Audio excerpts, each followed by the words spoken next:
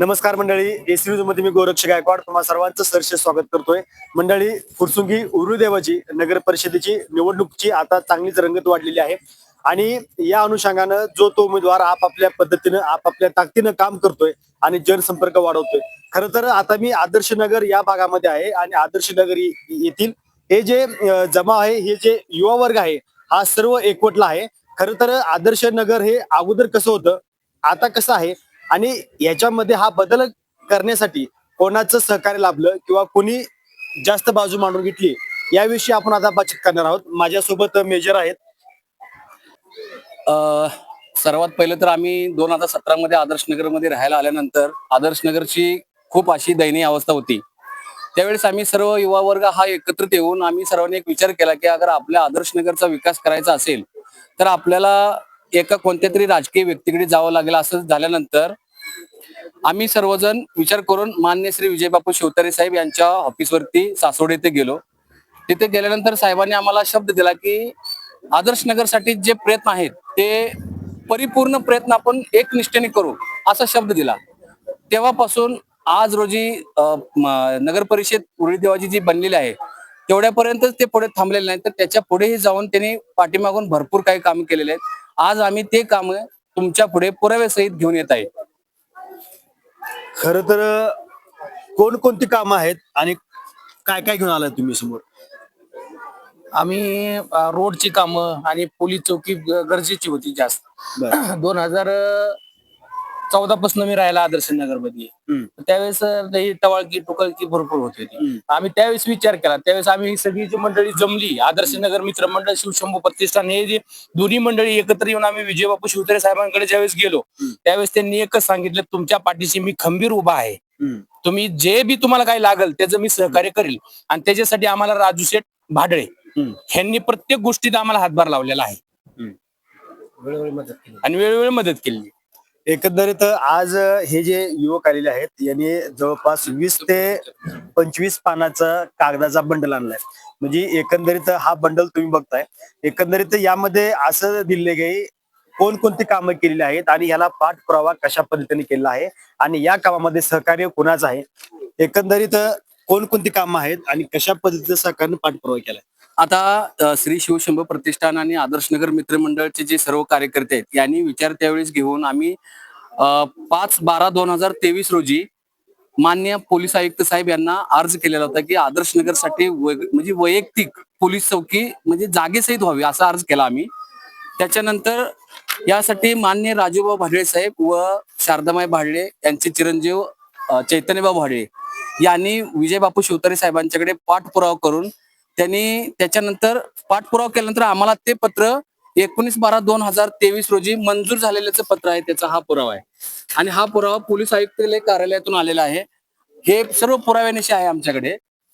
आणि एवढ्यावरतीच नाही तरी आदर्श नगरसाठी जोडण्यासाठी एक अत्यंत महत्वाचा एक मुद्दा होता की जो आदर्श नगर बनले हे झाल्यानंतर डीपी रोड एक आहे सर्वे नंबर 59, 60 आणि 61 मधून, जो अशोक बिनवत साहेब यांच्याकडून जातो व माननीय तानाजी सावंत साहेबांच्याकडे जातो. याच्यासाठी आम्ही पाठपुरावा केलेला आहे, त्याचेही आम्ही पत्रव्यवहार केलेला आहे. त्या पत्रव्यवहार आम्ही 19/10/2023 रोजी श्री शिवशंभू प्रतिष्ठान आणि आदर्श नगर मित्र मंडळ या 1000 लोकांच्या सह्या घेऊन आम्ही हे केलेला आहे. याच्या आमच्या पुढे याच्यानंतर काम मान्य राजूभाऊ भाडळे साहेब आणि चैतन्य भाऊ यांच्या माध्यमातून तेही काम प्रगती पथकावर आहे. गेल्याच वर्षी 2024 साली त्याच्यावरती 1 कोटी बजेट पडलेलं आहे, पत्र आहे त्याचं आमच्याकडे. काही कारणास्तव ते आता होऊ शकलं नाही, पण त्यांनी आता 8 दिवसापूर्वीच महानगरपालिकेच्या काही अधिकारी आले होते. माननीय विजयबापू शिवतारे साहेब यांनी कॉल केल्यानंतर त्यावेळेस उपस्थित होते राजूभाऊ भाडळे साहेब, प्रमोद डिसले साहेब, दत्तात्रय कवटेकर, विशाल भाऊ, हे म्हणजे सर्व मंडळांचे जे अवेलेबल आहे ते असतात पूर्ण.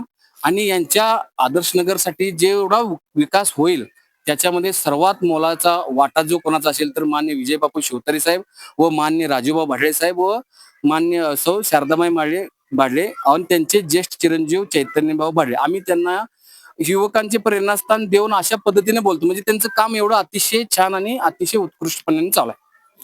खरं तर ही कागदपत्र दाखवायचं कारण एकच आहे की सध्या राजकारण चालू आहे. सध्या जो तो उमेदवार म्हणतो की या कामाला श्रेय मी घेतोय, मी घेतोय, मी घेतोय. पण खरी परिस्थिती काय आहे, या कागदपत्राद्वारे या ज्या पोचपावत्या आहेत आणि केलेला तुम्ही पाठपुरावा आहे आणि यासाठी करावा लागणारा संघर्ष हे आज हे युवक आपल्याला सांगत आहेत. एकंदरीत यासाठी काय संघर्ष करावा लागला हे आपण जाणून घेणार आहोत. आता जे सरांनी प्रश्न विचारला की याबाबत जर संघर्ष कोण करत असेल तर बिलकुल ग्राउंड पातळीवरनं आदर्श नगर मित्रमंडळ आणि श्री शिवशंभू प्रतिष्ठान हे मंडळ मान्य राजूबा भाडळे साहेब व चैतन्यबा भाडळे साहेब यांच्या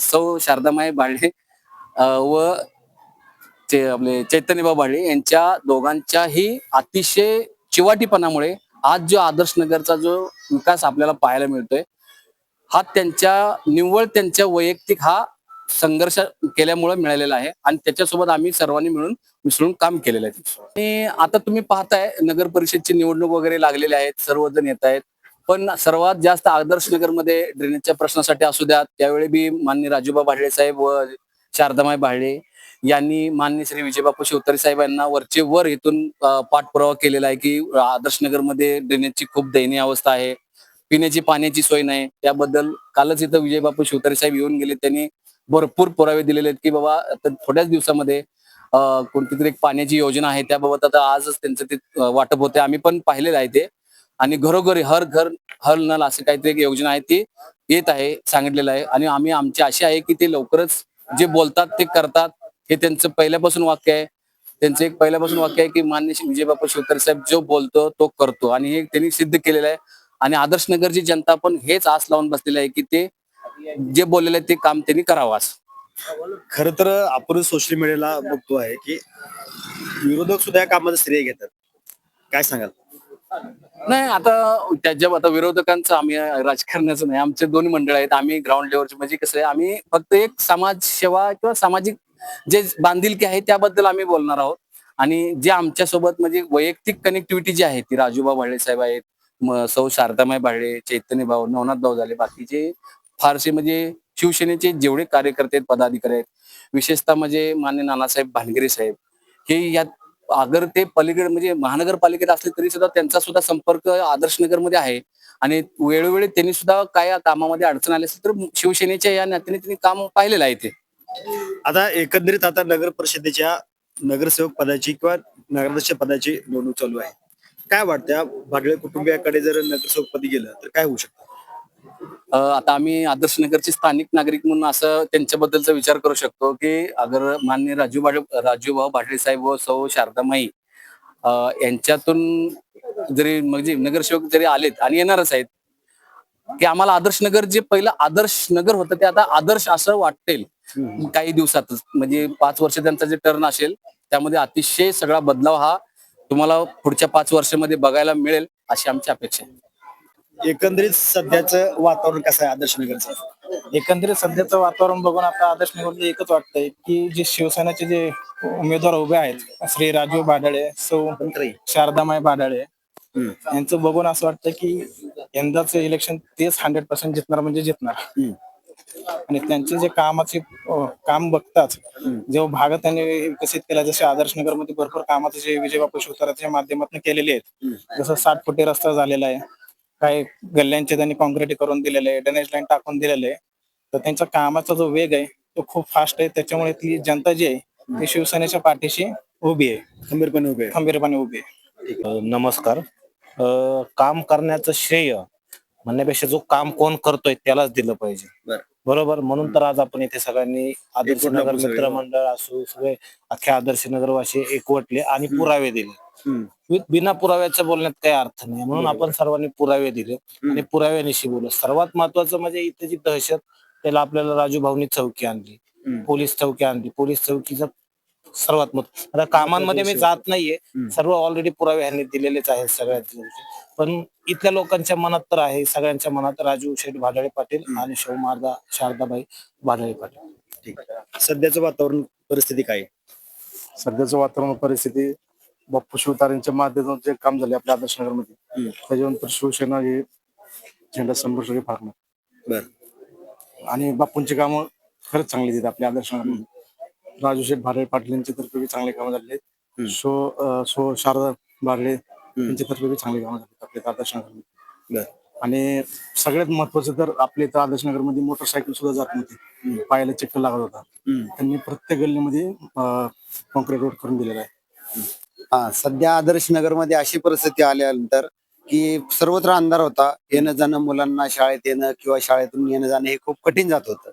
पण या बाप्पूंच्या माध्यमातून जे लाईटची सोय झालेली आहे, घरोघरी दिवे आलेले आहेत, पथदिवे आलेले आहेत, त्याच्यामुळे भरपूर सुधारणा झाली. रोडला सगळीकडे लाईट लागल्यामुळे लोकांना काही अडचणी येत नव्हत्या. त्यामुळे इथलं काम जे आहे ते बाप्पूंच्या द्वारे चांगल्या प्रकारे चाललेलं आहे.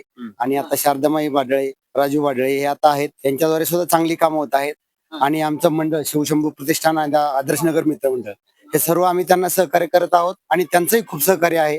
त्यामुळे आमच्या एरियाची सुधारणा चांगली झालेली आहे. खर तर मंडळी, आज आपण आदर्श नगर या भागामध्ये आलोय आणि आदर्श नगर येथील सामाजिक क्षेत्रामध्ये काम करणारे असेल, नोकरदार असतील किंवा व्यावसायिक, हे युवक एकत्र आलेले आहेत. आणि यांनी एकंदरीत या भागातलं काम कोण करतंय आणि याचं श्रेय खरं कुणाला सांगितलं पाहिजे याबद्दल आपण एकवटून आज चर्चा केली आहे.